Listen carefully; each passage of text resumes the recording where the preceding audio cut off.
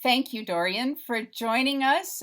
This is Dorien Kip, and she is in Holland. And I so appreciate your telling us how you're using the spiritual emergence coach training in your work. So welcome. Thank you, Emma. It's a privilege to be here. Okay, so I know you've taken on a new job at a hospital that does some very innovative kinds of work. Could you describe what your position is and how you might be using the training that you received through IMHU? Yes, I work at the Anthroposophical mental health system, and we are based on a nice biological farm close to Ede, Wageningen. It's around an hour from Amsterdam. And yeah, our place has a lot of departments. It has a little shop, a biological shop where the people work on the land to really sell stuff. And there's a clinic, but maybe it's only for 4 to 6 weeks. So it's just an open clinic. And then does that mean that people can stay there for 4 to 6 weeks, but not longer than 6 weeks? Not really longer. Okay. Yeah, there are other departments of the same organization where people can stay longer. But in our clinic, they can only be there for 4 to 6 weeks. And next to that, we have, partly treatment that people can come in for 1 or 2 or 3 days a week. And I'm part of the group for the young adults. It's a group with mixed backgrounds, but they are from 18 till 28 years old. And they come with maybe addiction, but also with spiritual emergency problems and, with high sensitivity, with all that kind of stuff. And it's actually amazing to work with these young adults because you can really still help them in their whole development process. Yes. So, and you're a licensed social worker, right? So you've had that particular kind of background as well.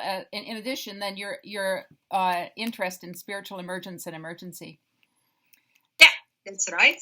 So how is it that you apply this, your training, to working with these people?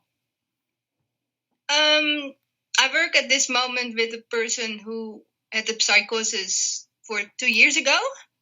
And it's nice to really speak to him as a coach and not treating him as a patient with a very hard problem, but just let him open up and walk the road with him. And I really had to think back about parts of our training, to not judge, but be curious and, to really walk a path with him. So that is really a nice challenge. Yes. And what I love is the anthroposophical way of seeing psychosis. I already got lessons about that in my first month. I'm only a month now working there. But they speak about the 4 bodies: the physical body, the mineral body, the emotional body, and the identity. And their vision on the first psychosis is that the identity is disconnecting from the emotional, the mineral, and the physical body. So, and then the identity is much too open for the spiritual world. And with that, they lose boundaries and all kinds of extreme feelings. And they actually make a distinction between the warm psychosis of dissociation and the more cold biological psychosis, what is really more physical in the body. So, they have a very interesting way of seeing that. And in that, I can feel they are really working together with people, and they're really people focused, like not in the normal, regular mental health system, but they work together. They are regular, but they add the anthroposophical way of thinking. And in the atmosphere, I can feel that we are actually seeing the person much more. And I love this slogan. In Dutch is it heel de mens. And it has a double meaning, like the whole human, but also hold the human, make the human whole again. Beautiful. And that's what I absolutely love to find my way in. Yes.